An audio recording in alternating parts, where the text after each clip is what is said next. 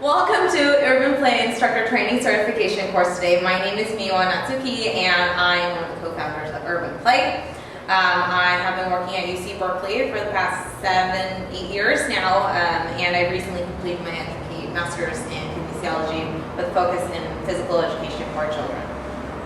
And my name is Shane, the other co-founder of UrbanPlay, and Miwa and I are colleagues at UC Berkeley. And this is just kind of the culmination of both of our interests working with children and youth in fitness and exercise and nutrition, and kind of seeing this growing trend of childhood obesity and not being comfortable with that and wondering, how can we use our skills and our energy and our expertise to really create something that's fun, to get kids excited and moving and interested in their own health, and to take responsibility for that. In a previous life, I was a lawyer for children in the foster care system. So I saw firsthand a population of children that were struggling with obesity. And that kind of triggered my interest, and with the combination of that and my exercise and fitness experience, this kind of came about, and so we partnered up. Over the last year, we've been working with the Tenderloin Neighborhood Development Corporation with their after-school program, working with kids ages 7 through 10 and then 11 through 18, teaching them really fun games, exercises, nutrition, lectures, and lessons. I guess lessons is what we would use. It sounds a lot more fun than lecture. And the kids are really interested and have been just eating up the information. They're really hungry for it, to not use a kind of cheesy play on words. But they're really into it, and so we want to share that with you guys and kind of get this grassroots excitement going that we can take out there in a very economical way. It doesn't take a lot of money to start this program at all. All the props we use you can use for the entire program for under $100. And it's really easy to use. You will come out of this program with 8 weeks worth of lessons, really fun games, and hopefully be able to go out there and inspire kids to get moving. So let's get down to business and how we're going to play this today. Today will be a combination of lectures and games. So let's get an order, who you pass it to. We're going to do that same order again, saying their name when you're tossing it, but going a little faster. All right? Here we go. Madison. Andra. Julia. Miwa. Morgan. Alina. Go. Madison. Andra. Julia. Miwa. Morgan. Alina. Madison. Andra. Julia. Miwa. Morgan. Alina. Nick. Madison. Yes? You got it? Yeah. So it's a really fun, active game. They learn some skills, and it's a really fun way to learn names really quickly. What is another way to how we can make this game a little bit more challenging? What if we had 2 balls? Yeah, let's do it. Should we do it? Yeah. Yes? Boom! Boom! Hey! Morgan! Nick. Madison. Nick. Julia. Miwa. Morgan! Julia. Miwa. Morgan! Andra! Madison. Julia. Morgan! Miwa. Morgan!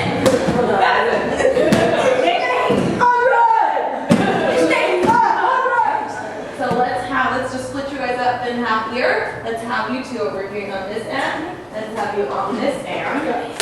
And when you guys do this programming with kids, it's an easy, you don't have to have a whole lot of prop, right? It's super cheap, it's super easy, and the kids super get into it with, the team aspect of it. We've had kids in the past like, all right, let's huddle up.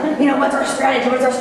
There's no strategy. You pick up a cone. But they really get into it, so you can really kind of build on that whole team aspect. And when we're done with this, we want to hear from you guys, what does this teach kids? 5, 4, 3, 2, 1. Hands up there. All right. So, what does that teach kids? You don't have to do much to get hurt enough. quiet. Okay, yep, in a very small space, kids can get some exercise, right? What's another one? Working out might be really fun, and you can have a lot of friends doing it at the same time, work together. Super fun. Moving can be really fun. What else? It's good to like build teamwork and like just get to know each other. Teamwork. Absolutely. Excellent. That's what I was gonna say too. Just creating fitness together. Yep. What about agility? They're having to quick stop, turn, get down low, pick up, coordination, all of that, which you would have to do a drill through an agility ladder to get that. But they're going to pick up those same skills that they can translate to a lot of different activities with a fun game. Anything else you want to add, Miwa? Another thing is you kind of assess the surroundings. So you always have to, you're flipping one cone, but you have to really quickly assess your situation and go to the next cone. So being able to assess the situation and go. Another thing that we've noticed, we've done this with kids before, that they get really competitive. So one thing to kind of keep note of is that they tend to want to start guarding things. So that's something to kind of let them know that you have to always kind of keep moving. And you can really combat that sort of stuff in laying out the ground rules. All right, you guys. Must use your hands, no kicking of the cone. 2, no guarding of the cones. 3, whatever your ground rules are, be super clear at the beginning of each game that you're doing, but make it fun. And they'll totally buy into it. All right, and we have that all in our packet of the different games, how to set them up, what the ground rules are, good words to use, and cues to give the kids. All right, high five it. We all like to high five, high five, high five, high five, high five. Between the fat and the muscle that you notice just by the two models. It's more compact, looks like.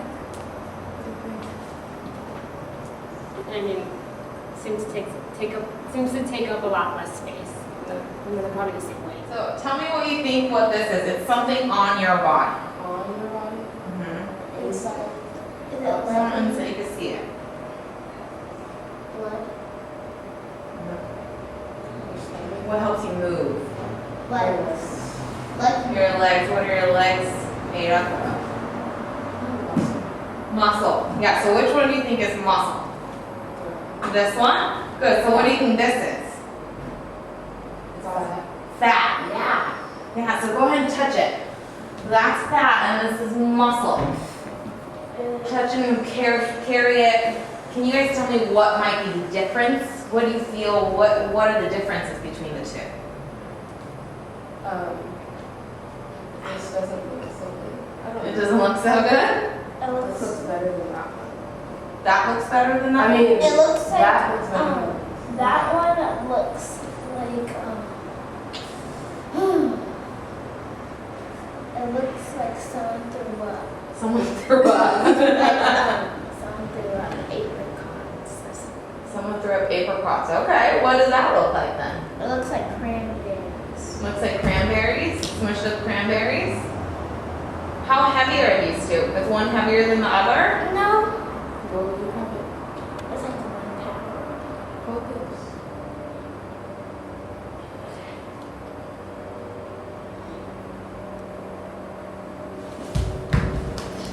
This one's heavy. No, Was one bigger than the other? wait. Yeah.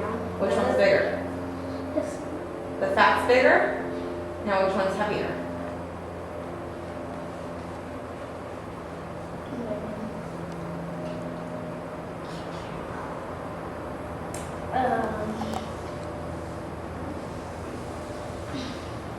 This one feels heavier. Yeah. The fat feels heavier? The fat.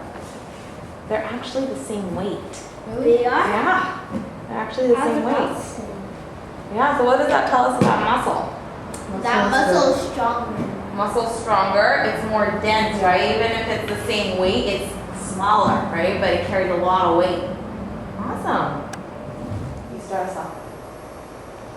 1, 2, 3. 4, Looking good. 5, 6, Nice. 7, 8, 2 more. 9, Almost there. 1 more. 10. Woo! Nice job. Oh, you left me Don't with. leave me hanging.